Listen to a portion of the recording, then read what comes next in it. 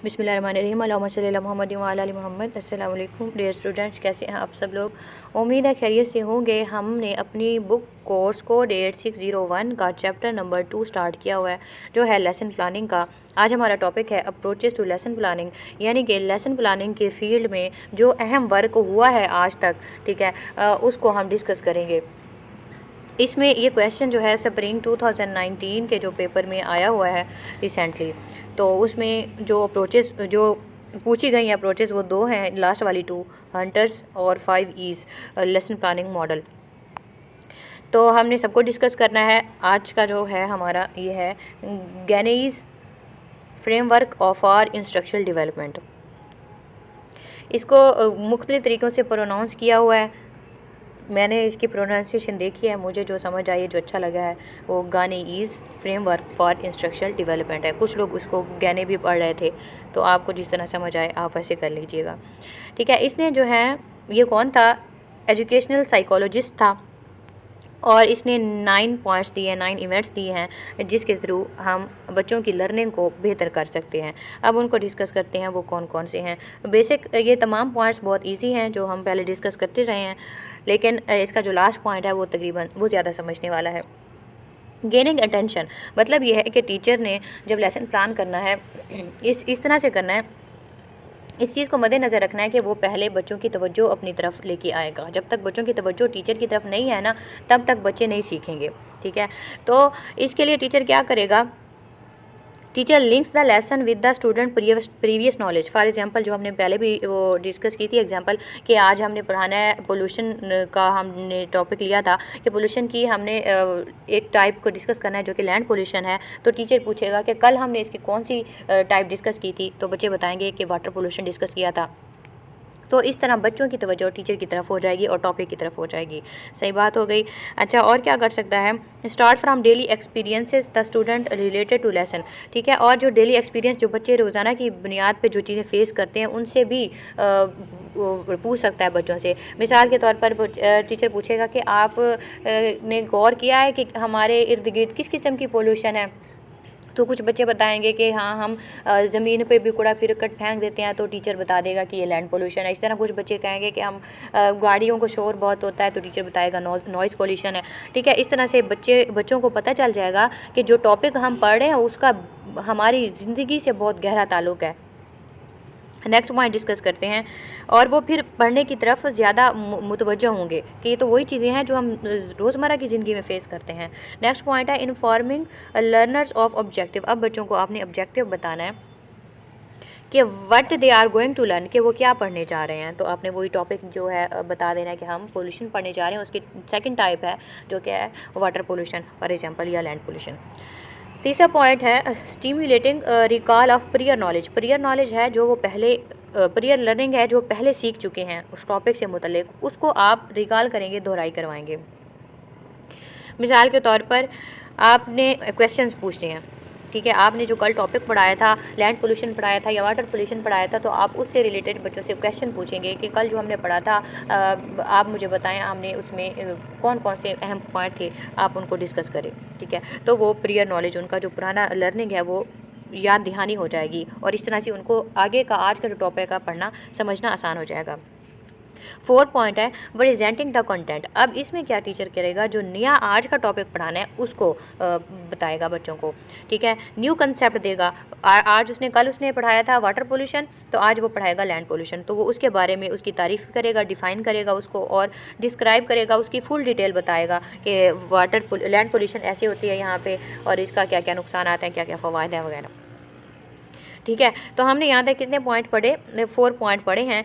एक दफ़ा दोबारा देख लेते हैं कि पहले टीचर ने क्या करना है, बच्चों की तवज्जो अपनी तरफ करनी है, उसके लिए कुछ भी पूछ सकता है, कुछ भी कर सकता है। दूसरा है उनको बताना है कि आज हमने क्या पढ़ने जा रहे हैं। तीसरा है कि उनकी पुरानी जो टॉपिक से रिलेटेड उन्होंने पहले पढ़ा होगा उसको दोहराई करवाएगा टीचर। फिर उसने नया मवाद पेश करना है। नेक्स्ट आप डिस्कस करते हैं जो 5 पॉइंट है प्रोवाइडिंग लर्निंग गाइडेंस। गाइडेंस का मतलब है ऐसी चीज़ें दे, ऐसी रहनुमाई दे बच्चों को, ऐसा माहौल दे जो बच्चों की लर्निंग में इजाफा करे। मिसाल के तौर पर ऑडियो विजुअल एड्स वो होते हैं, ऑडियो एड्स होते हैं कि अगर टीचर ने कुछ फॉर एग्जांपल रिकॉर्डिंग सुनवा दी तो जिसको बच्चे सुन सकें, देख ना सकें, लेकिन विजुअल एड्स होते हैं जिनको बच्चे सुन भी सकते हैं, देख सकते हैं, जो नज़र आते हैं। तो ऑडियो विजुअल वो होंगे जो सुनाई भी देते हैं और दिखाई भी देते हैं। मिसाल के तौर पर टीचर एलसीडी पे उनको अगर पोइम बच्चों को करवा रहा है या एबीसी सिखा रहा है, अल्फ़ाबेट सिखा रहा है, तो एबीसी बड़ी पोइम्स होती हैं इंटरनेट पे, वो अगर दिखा देता है तो बच्चे उसको सुनेंगे भी सही और देखेंगे भी सही। इस तरह से वो पोइम उनको जल्दी याद हो जाएगी या एबीसी उनको जल्दी याद हो जाएगी। इसी तरह उससे रिलेटेड हमारा पोल्यूशन का टॉपिक था, उससे रिलेटेड कोई चार्ट दिखा सकता है या फिर इंटरनेट से मुख्तलिफ़ किस्म की तस्वीर लैंड पोल्यूशन की, वाटर पोल्यूशन की दिखाएगा तो बच्चे ज़्यादा समझेंगे उसको। अच्छा, अगला पॉइंट है प्रोवाइडिंग अपॉर्चुनिटीज़ टू प्रैक्टिस। अब टीचर ने पढ़ा तो दिया है, ठीक है, अब उसने प्रैक्टिस भी करवानी है। प्रैक्टिस के लिए हम अक्सर होता है कि टीचर क्लास वर्क दे देता है, ठीक है, कि आपने जो पढ़ा है अब इसको यहीं करो। तो क्लास वर्क से क्या होता है, जो बच्चों ने पढ़ा होता है वो उनके जहन में रह जाता है और उसको अच्छे से याद रखते हैं। अगर प्रैक्टिस नहीं करवाएंगे तो बच्चे भूल जाएंगे। इसके अलावा और भी प्रैक्टिस के तरीके हैं, हमने पहले जो डिस्कस किए हैं कि ग्रुप में बांट के बच्चों को वर्क देगा या फिर बोर्ड पे करवा सकता है, ठीक है। मकसद तो है कि उनको एक चीज़ उनके हाथ से गुजारना ताकि उन्हें भूले ना। अगली है 7 पॉइंट है providing feedback information about how to improve. अब जब टीचर ने क्लास वर्क उनसे करवाया तो यकीनन उसको चेक भी करेगा, टीचर उसको चेक करेगा और कमेंट्स देगा, बताएगा कि आपकी इसमें क्या मिस्टेक है, आपने कहाँ पे बेहतरी करनी है, ताकि बच्चों को ज़्यादा समझ आए और उनकी गलतियाँ कम से कम हो। 8 पॉइंट है असेसिंग परफॉर्मेंस। परफॉर्मेंस का मतलब है कि उनका जायज़ा लेना कि उन्होंने जो फॉर एग्जांपल पूरा टॉपिक आपने पढ़ा दिया है पोल्यूशन का, तो आपको जायज़ा लेंगे कि अब इन्हें पूरे टॉपिक में से कितनी समझ आई है। उसके लिए आप जो है डेली बेसिस पे टेस्ट ले सकते हैं, वीकली बेसिस पे भी टेस्ट ले सकते हैं, मंथली टेस्ट भी ले सकते हैं। किसी भी तरह से जान सकते हैं कि बच्चों ने कितना सीखा है और मुझे कहाँ पे कौन सा टॉपिक है या कौन सा पॉइंट है जो मज़ीद मैं सिखाऊँ, किस बच्चे का कौन सा ऐसा सवाल है जिसका जवाब बच्चे ज़्यादातर गलत दे रहे हैं, तो मुझे उसको दोबारा सिखाना चाहिए।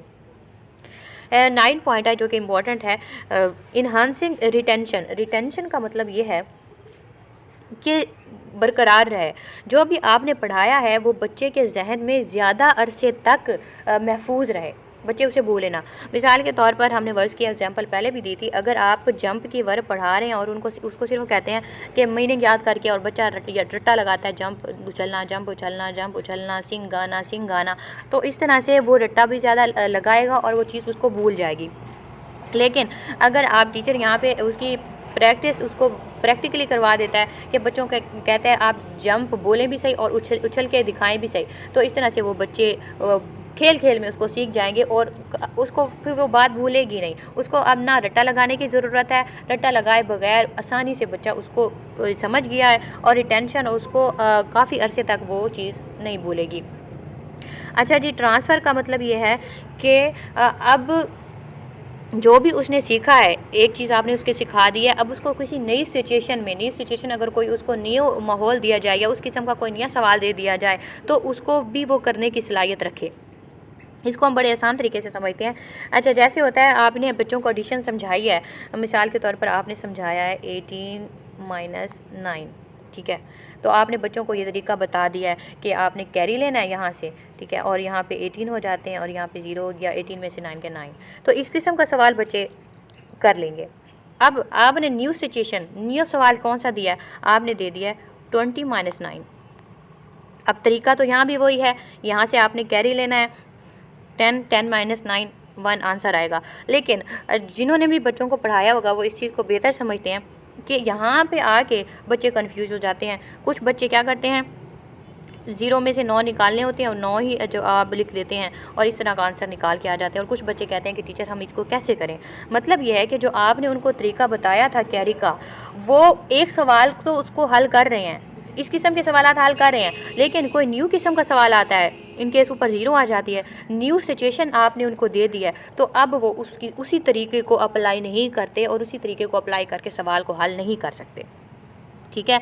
तो यहाँ पे वही बात करता है कि learned behaviour of student is confirm, कि जो बच्चे ने सीखा है वो कन्फर्म उस वक्त होगा, उस वक्त आपको तसल्ली हो जाएगी जब वो ही applies the knowledge to different situation to solve other problem. जब वो उसी तरीके को इस्तेमाल करके कोई भी किसी किस्म का भी सवाल आप उसको दे दें, उसको सॉल्व कर लेता है, तो आप कहेंगे जी अब मेरा जो मैंने पढ़ाया वो बच्चे मुकम्मल तौर पर सीख गए हैं।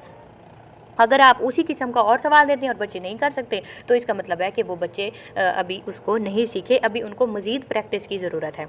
ट्रांसफ़र की हम डेली जो लाइफ में से एग्जांपल इस तरह से समझ सकते हैं। फॉर एग्जांपल एक बच्ची है, वो रोज़ अपनी माँ को जो चाय बना के देती है, ठीक है, तो उसे समझ है, पूरी तरीके से सही तरह से बना के सर्व कर लेती है। लेकिन अगर वो कहीं और जाती है, किसी के घर जाती है, फॉर एग्जांपल अपनी फ्रेंड के पास जाती है और वहाँ पे वो चाय बनाने लगती है, तो परेशान हो जाती है कि मैं अब कैसे बनाऊँ, मैंने कैसे बनाई थी, मैं भूल गई ये। तो उस वक़्त जो है, इसका मतलब ये है कि जो उसने चाय बनाने का तरीका सीखा था, अभी उसमें कोई ना कोई कमी है, अभी वो कंसेप्ट, अभी वो तरीका, वो तरतीब चाय बनाने की जो थी, अभी उसे अच्छी तरीके से समझ नहीं आई, अभी अच्छी तरीके से उसको याद नहीं हुई, इसीलिए वो किसी और के घर गई है बनाना, वहाँ पे चाय शुरू हुई है तो सारा अमल भूल गई है या गलत बना बैठी है, ख़राब बना बैठी है, ठीक है। तो ये प्रैक्टिस से जो है ना, टीचर जो स्टूडेंट का बिहेवियर कंफर्म होता है कि उसे कितनी समझ आई है। जितनी ज़्यादा प्रैक्टिस, उतना ज़्यादा वो किसी भी क्वेश्चन को, किसी भी तरीके के क्वेश्चन को सॉल्व करने की सलाहियत रखता है। तो ये था हमारा टॉपिक आज का, जो था गैनीज़ फ्रेमवर्क फॉर इंस्ट्रक्शनल डेवलपमेंट। उम्मीद है आपको समझ आई होगी। हम नेक्स्ट जो डिस्कस करेंगे वो hunters 7 steps for lesson planning, इसको डिस्कस करेंगे। तब तक के लिए अल्लाह हाफ़िज़।